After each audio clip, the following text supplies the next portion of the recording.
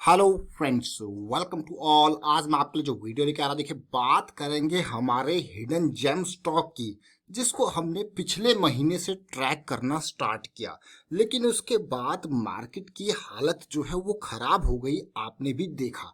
तो गिरती हुई मार्केट में क्या कंडीशन है आज की डेट में, इस स्टॉक की समझने की कोशिश करते हैं। और आगे बढ़ने से पहले मैं आपको बता दूं, अगर आपने अब तक चैनल को सब्सक्राइब नहीं किया तो जल्दी से सब्सक्राइब कर ले और बेल आइकन को प्रेस कर ले, जिससे आपको नोटिफिकेशन आती रहेगी। अब सीधे आपको लेके चलता हूँ इस स्टॉक के ऊपर। जरा ध्यान से देखिए, ये स्टॉक कोई और नहीं, ये है हमारा हेस्टर बायोसाइंसेस लिमिटेड। छोटा स्टॉक है, हिडन स्टॉक है, छुपा रुस्तम शेयर में इसको कहूंगा। लेकिन हेस्टर बायोसाइंस स्टॉक छोटा जरूर है, लेकिन जब बात आती है एनिमल हेल्थ केयर कंपनीज की, तो सेकंड लार्जेस्ट, और खास करके पोल्ट्री वैक्सीन मैन्युफैक्चरिंग। तो आप ये देखिए, जब पोल्ट्री का बिजनेस होता है, यानी कि मुर्गी पालन आप कहो, मुर्गी पालन अक्सर बहुत सारी बीमारियां लगती रहती है, खास करके बर्ड फ्लू से बहुत इम्पैक्टेड होता है ये मुर्गी पालन का बिजनेस। अब जब बात करोगे आप इस स्टॉक की, तो भाई ये second largest poultry vaccine manufacturer है, ये सोचिए जरा आप। और ये 1708 करोड़ का मार्केट कैपिटलाइजेशन। अब हर कोई स्टॉक को आप हिंदुस्तान यूनिलीवर या एचडीएफसी बैंक से तो कंपेयर करोगे नहीं, ये अपने सेगमेंट में बढ़िया स्टॉक है, लेकिन इस सेगमेंट में जिस तरीके से जो बिजनेस है, उस हिसाब से इसका मार्केट कैपिटलाइजेशन 1700 करोड़ का। अगर मैं बात करूं कंपनी के ऊपर उधार की, यानी कि डेट की, तो 126 करोड़ की। कंपनी के प्रॉफिट और सेल्स ग्रोथ को देखिए 7% और 14% का है। लेकिन ये स्टॉक हमारी रडार में इसी तरीके से क्यों ये रडार में आया था उसको समझेंगे। लेकिन अगर फंडामेंटल वाइज आप देखोगे तो रेवेन्यू लगातार बढ़ता हुआ दिख रहा है, प्रॉफिटेबिलिटी लगातार बढ़ती हुई आपको देखने को मिल रही है, जो कि एक अच्छी बात है। मार्च 2020 में प्रॉफिट में थोड़ा झटका जरूर लगा, लेकिन रेवेन्यू इंटैक्ट था, बल्कि पॉजिटिव ही था। लेकिन उसके बाद अगर आप देखो, पिछले 12 महीनों में रेवेन्यू काफी पॉजिटिव आपको देखने को मिल रहा है, बल्कि मार्च 2020 से भी बढ़ा हुआ देखने को मिल रहा है।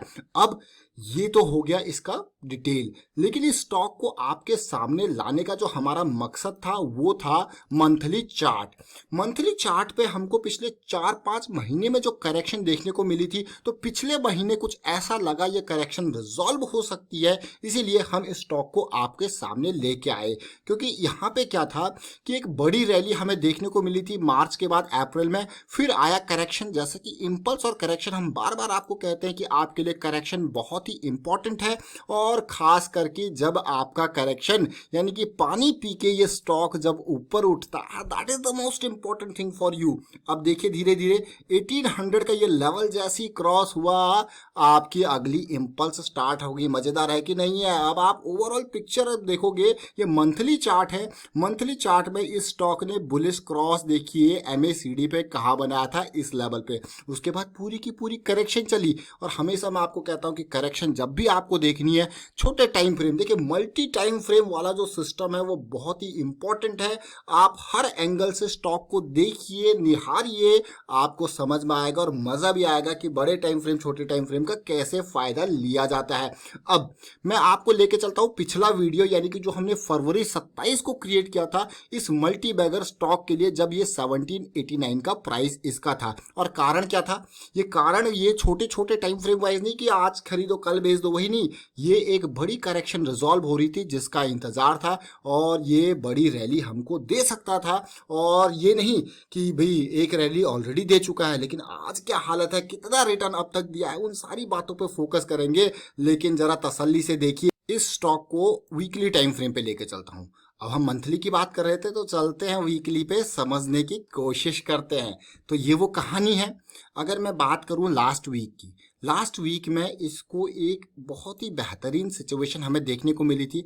एक बड़ी कैंडल के बाद छोटी पानी पीने वाली कैंडल हमें यहाँ पे देखने को मिली थी, यानी कि थोड़ा पॉजिटिविटी। अगर आप देखोगे तो 1800 का ये लेवल, और उसके बाद जो इसने रन दिया, क्योंकि हम तो भाई पिछले महीने से ट्रैक कर रहे हैं, यानी कि फरवरी एंड से ही ट्रैक कर रहे हैं। और अगर आप इस रन को देखोगे, मैं ये मान के चलो जो ब्रेकआउट हुआ वहां से अगर रिटर्न आप देखोगे तो ऑलमोस्ट 27%, अगर आप 27% नहीं तो 25% का रिटर्न कम नहीं होता है एक महीने के अंदर, वो भी गिरती हुई मार्केट में।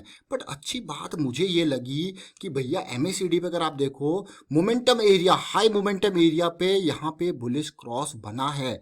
इसका मतलब ये जो पूरी की पूरी करेक्शन रेजोल्यूशन थी, इस बड़ी रैली के साथ ये बुलिश क्रॉस बना। अब आप कहोगे wow, that is the most important part. अब मैं आपको छोटे टाइम फ्रेम पे लेके चलूंगा, लेकिन वीकली का बुलिश क्रॉस एमएसीडी पे बना है, ये देखिए। लेकिन ये सारी सिचुएशन, क्योंकि जब तक बुलिश क्रॉस बन के तब तक ये भाग चुका है, तो आपको जब भी ये देखना होता है कि कैसे ये बेस का फॉर्मेशन हो रहा है, तो एमएसीडी के हिस्टोग्राम पे आपको चीजें देखने को मिल जाएंगी कि जो बड़ी बड़ी ये टावर से ये धीरे धीरे मोमेंटम जो है, बियरिश मोमेंटम कम करते हुए, और इस वीक इसने बुलिश मोमेंटम के ऊपर पैर रख दिया, एक्सेलरेटर पे पैर रख दिया। तो मैं अब छोटे टाइम फ्रेम पे आपको लेके चल रहा हूं, यानी कि डेली पे। जरा सिचुएशन देखिए, जो बुलिश क्रॉस बना है वीकली पे, अगर आप उसको जल्दी भापना चाहते हो तो चाहिए छोटे टाइम फ्रेम पे, यानी कि सूक्ष्मदर्शी, माइक्रोस्कोप जिसको कहते हैं, सूक्ष्मदर्शी, उसको यूज करना होगा।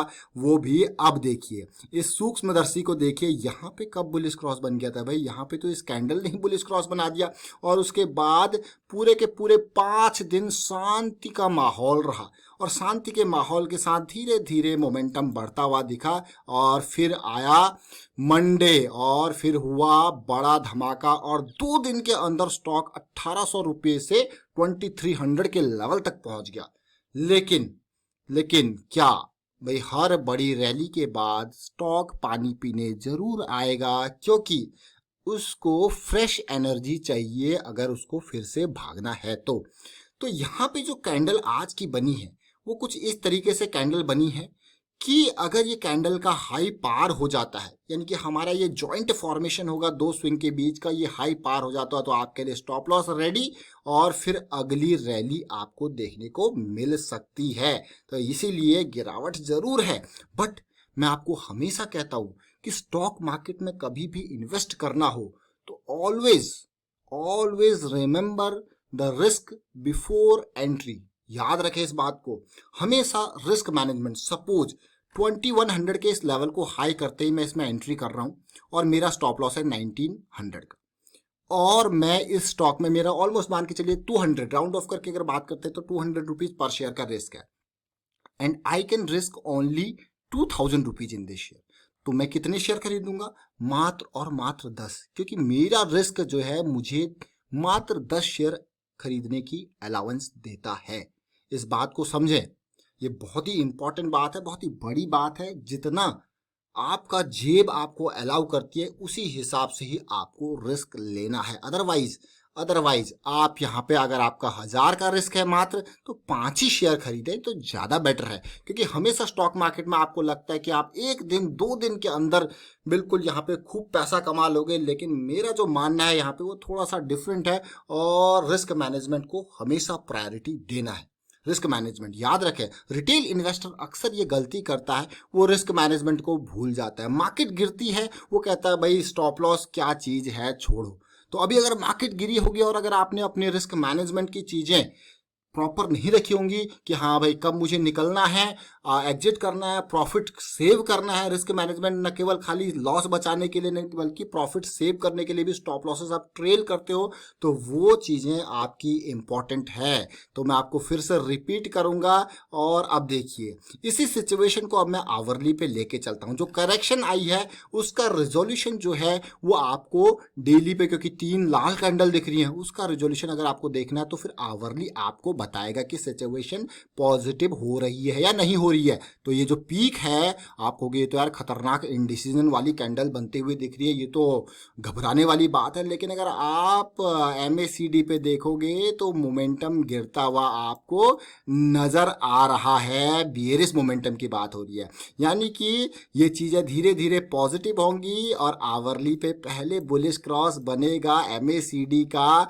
और फिर जाएगी ये पॉजिटिविटी यहाँ पे भी आपको देखने को मिलेगी। तब तक फॉर्मेशन आपकी जो होगी एक हायर लो हायर हाई का स्ट्रक्चर आपको बनता हुआ दिखेगा, जो आपको देगा बढ़िया अपॉर्चुनिटी रैली से पहले का। उम्मीद करता हूँ आपको समझ में जरूर आया होगा।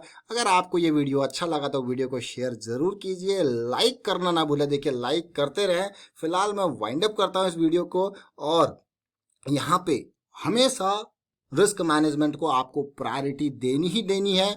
चाहे कितनी भी कैसी भी मार्केट कंडीशन है, वहाँ पे भी आपका जो पैसा खुद का है पहले उसको बचाना है, यानी कि कैपिटल को सेव करना है। And thank you for watching the video.